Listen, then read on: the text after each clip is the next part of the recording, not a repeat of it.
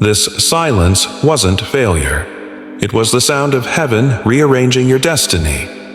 The things that broke you were never random. They were the language God used to mark you when no one else was listening. You weren't being ignored. You were being initiated. Was it abandonment or anointing? Was it isolation or invitation? You thought they walked away from you, but what if God was walking you into something sacred, alone? Stay. Because what you hear in the next few moments may explain why the door closed, why the dream delayed, and why the fire never left your bones. By the end of this message, a mystery will be unveiled, the kind only heaven could write. A scroll is being unsealed, and your name is on it. Welcome to Chosen One's Sanctuary, where the hidden are revealed and the marked are gathered, where silence becomes instruction and pain becomes prophecy. Remember Joseph, betrayed, stripped, and thrown into a pit. But Genesis 50:20 declares, "You meant evil against me, but God meant it for good, to bring it about that many should be kept alive." You were buried, not forgotten. Pressed down, not disqualified. Hidden, not dismissed. This is not inspiration. This is interruption. A holy summons wrapped in fire. Stay, because the signs that are about to unfold may explain your entire life. Marked in the Spirit before you knew your name. Long before you understood your difference. You carried it. You noticed the way rooms shifted when you entered. How people reacted to your presence without reason. You heard things others ignored, felt burdens that didn't belong to you, wept over brokenness you didn't cause. That wasn't sensitivity. That was spiritual sensitivity, a divine antenna placed in your soul. You weren't dramatic. You were discerning. You weren't too much. You were marked. Just like Jeremiah, the voice of God whispered your name before birth. Before I formed you in the womb, I knew you. Before you were born, I set you apart. Jeremiah 1:5. Your pain didn't begin with your choices. It began with your calling. Because when heaven marks a soul, hell notices. And when God assigns weight, the enemy assigns warfare. The rejection wasn't random. It was a reaction to what you carry.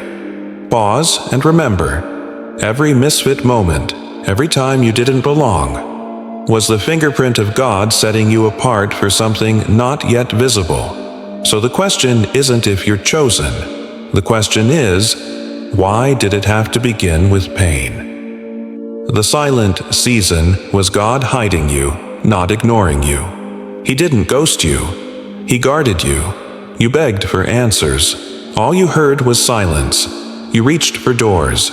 They wouldn't open. You showed up and no one saw you. But what you called neglect was divine nesting. Moses spent 40 years in Midian before he ever saw a burning bush. David was anointed king but returned to the sheep. Even Jesus remained hidden for 30 years before heaven said, "This is my son." Obscurity isn't punishment, it's preservation. Because a calling revealed too early attracts warfare you're not ready to fight. And a gift exposed too soon becomes pride instead of purpose.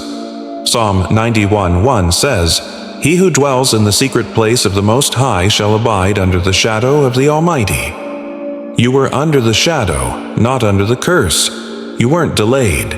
You were disguised. In silence, God sharpened your ear.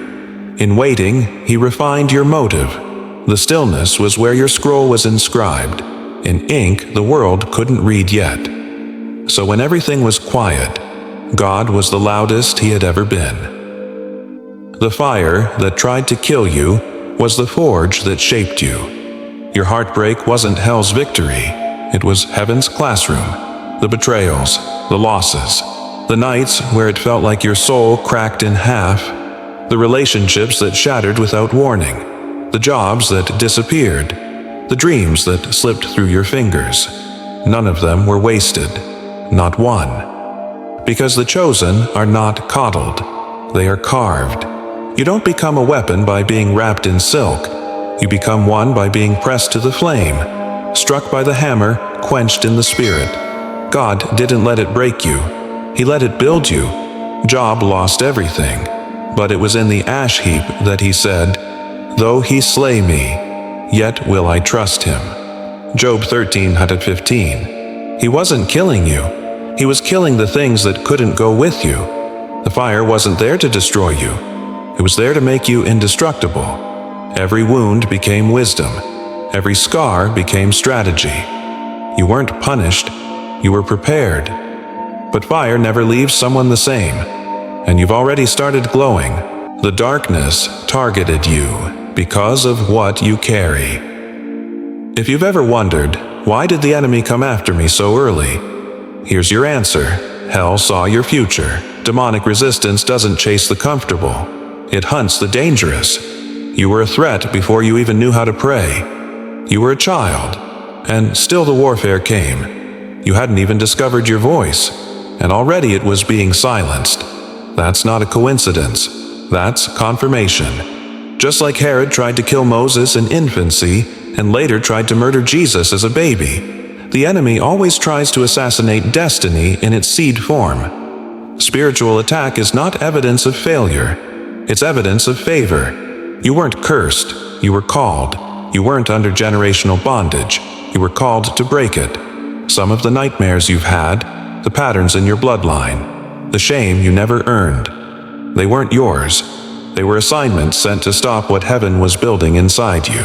But hell underestimated one thing. You'd wake up. And now, you're not just surviving darkness, you're shining in it. If this resonates in your spirit, comment 4U4 now.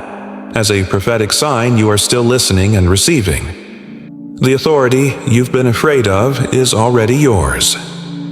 You don't need a title to walk in power. You just need a yes.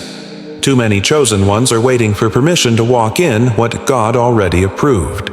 You're still questioning if you're ready, but heaven already handed you the keys. Luke 10:19 says, "Behold, I have given you authority." Not "I will give," I have given. You've been asking God to release something, but God is asking you to step into what's already been written.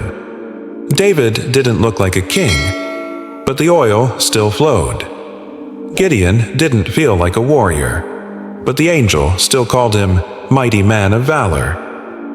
You've been taught to play small to make others comfortable, but your shrinking doesn't serve God. Your silence doesn't honor heaven. You weren't created to blend in. You were born to blaze through. Authority isn't about being loud, it's about being aligned. So stand tall, because what you speak next carries weight. The scroll of heaven has your name on it. This isn't motivational. This is prophetic. Heaven doesn't just make people. Heaven writes scrolls. Psalm 139:16 says, "All the days ordained for me were written in your book before one of them came to be." That means your purpose isn't being improvised, it's being remembered. There is a scroll with your name on it, a divine document written in eternity, and it's been sealed until now. Your gifts aren't random, your passions aren't accidents. They are assignments in disguise. But here's the sacred truth. Scrolls only unseal when obedience begins. So many are waiting for clarity, but God is waiting for movement. The scroll isn't delayed. It's waiting on your yes. And when you move in alignment, the heavens shift in agreement. The rise of the hidden remnant. You felt alone, but you were never the only one. There's a global stirring, a silent uprising of misfits, warriors, prophets, builders, dreamers, the ones the world overlooked, the ones the church couldn't explain, the ones God hid for this hour. Elijah thought he was the last prophet left, but God whispered, "I have reserved 7,000 in Israel who have not bowed." 1 Kings 19:18. You are part of that remnant, the reserved, the refined, the released. Chosen ones. Sanctuary isn't just a name. It's a gathering point, a prophetic well for those who are rising quietly, but with fire in their bones. You're not just part of something. You're the proof that it's happening. You didn't stumble here, you were summoned. And this next chapter won't be walked alone. You are the echo, and nations will hear the most dangerous thing about your obedience.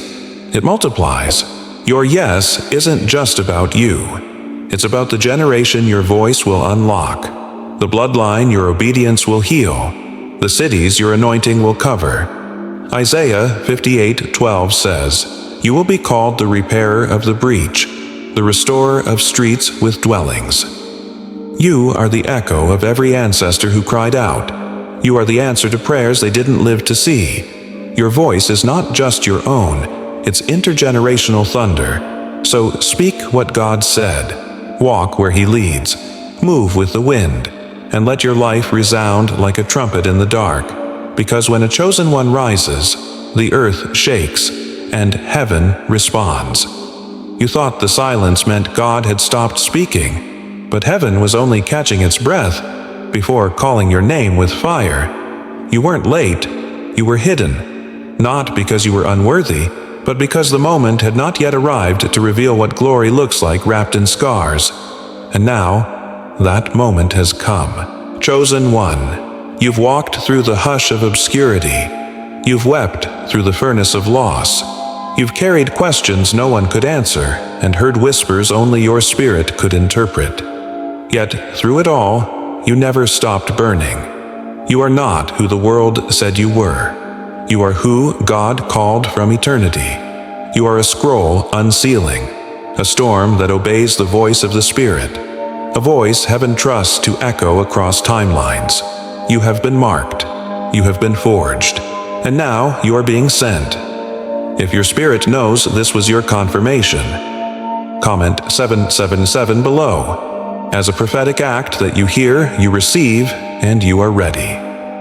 Speak in the comments what part stirred you. Share the moment that felt like God Himself was answering your deepest silence. Your testimony is not just reflection, it's activation. Subscribe to Chosen One Sanctuary to stay aligned with the global remnant rising. We are not a crowd, we are a calling. We are not many voices. We are one sound. You are not alone. You are the next echo.